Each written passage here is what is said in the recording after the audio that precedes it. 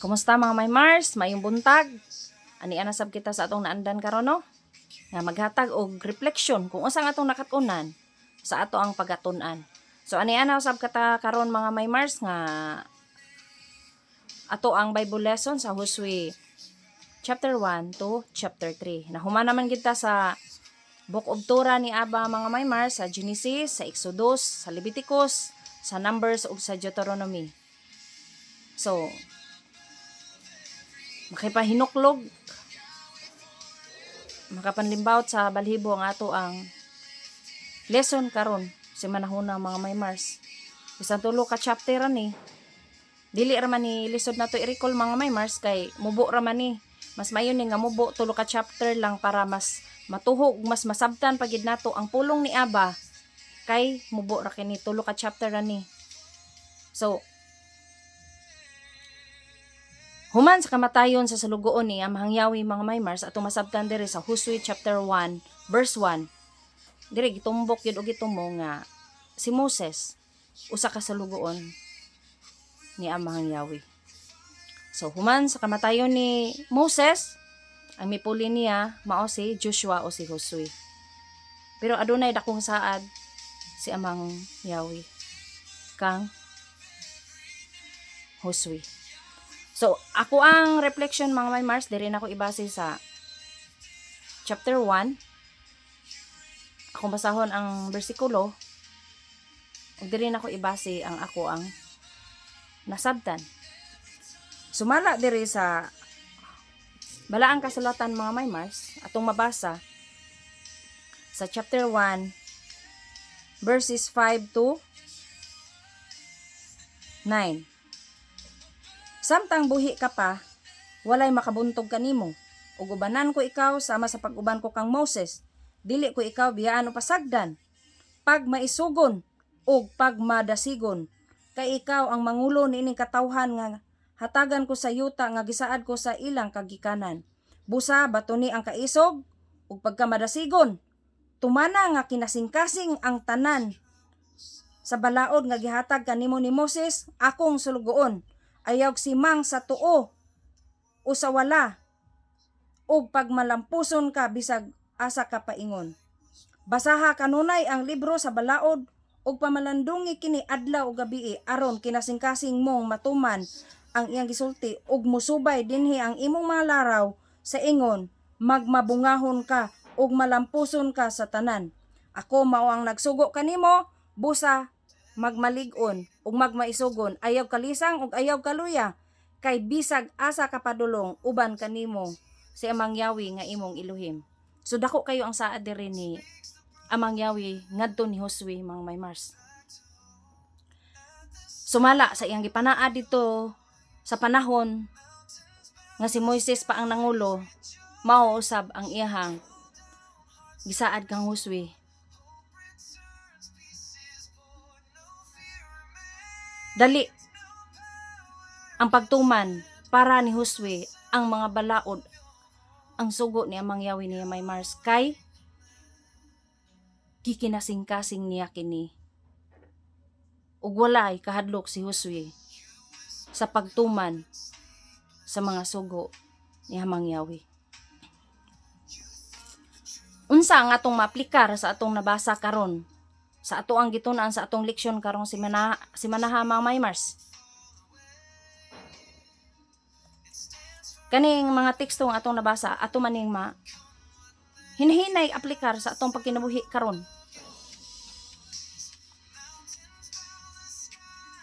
Dili lisod, dili sayon ang pagtuman sa mabalaod ni Amang Yahweh. Sumala sa iyang gisugo didto ni ngadto ni Moses, no, og ni Josue. Galing lang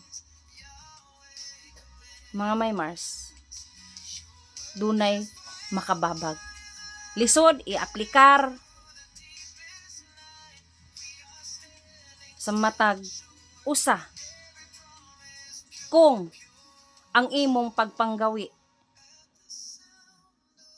iya sa kalibutanon maunay nakalisod. Pero kung ikinasing-kasing ang pagtuman sa balaod, sumala sa himangno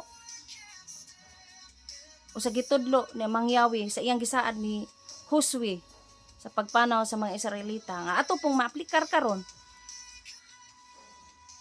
kung ang nagbabag nimo ang kalibutanong butang, ang kalibutanong pagpanggawi mga Maymars, lisod gyud ang pagtuman. Pero kung gikinasing-kasing nimo, mugawas gid kana sa imong pagpanglihok sa atong pagpangalagad nga tinud-anay ba ngadto ni Amang Yahweh. Atong paninguhaan mga Maymars nga kining matag teksto, matag pulong nga atong gitun-an dinhi nga niya nakataron kita karon sa libro sa Josue nga o imong sabton, o atong sabton, dili lisod ang pagtuman sa balaod ni Amang Yahweh. Pero sumala sa kong giingon, kung ang imong pagpanggawi adlaw-adlaw, kalibutanon, lisod gayot. Pero kung ikinasing-kasing nga mas ang tinguha nga maglabaw sa imong kasing-kasing mao ang pagtuman, tininuod nga pagtuman ug pagpangalagad ngadto ni Amang Yahweh mga Maymars, sayon kabuton sama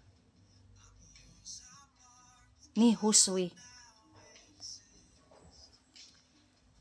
Kay atong masabtan ang pagtuman ni Josue kinasing-kasing man, walay bugat alang kaniya, walay lisod alang kaniya.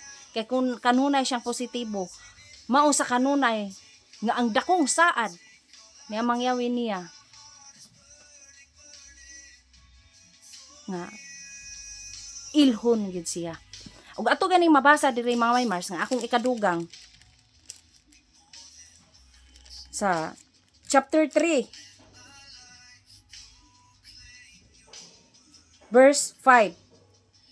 Giingnan ni Josue ang mga Israelita, hinloi ang inyong kaugalingon kay ugma mag-uban kaninyo sa Amang Yahweh, anaa siya sa taliwala kaninyo, maghimog mga kahibulungan. So mao ni saad. Kung sabto na to diri mga Maymars nga si Amang Yahweh, balaan yun. Dili pwede sa tubangan ni Amang Yahweh nga maghugaw-hugaw ka sa imong pagpangalagad, nga magbaton ka og laing Elohim Akirim. Magbalaan, kinalang magmatinud anon sa kanunay sa atong pagpanggawi, sa atong pagpangalagad nga magmatinud anon, balaan si Amang Yahweh naa gyud maguban kanato. Pero kung imong pagpangalagad mga Maymars, init-init, bugnaw-bugnaw, ayaw na lang pag-expect nga si Amang Yahweh anaa magauban kanimo o naa sa taliwala kanimo. Kay dili pwede sa tubangan ni Amang Yahweh ang init-init, bugnaw-bugnaw. Gani dako kayo ang gisaad ni Amang Yahweh sa 3:7.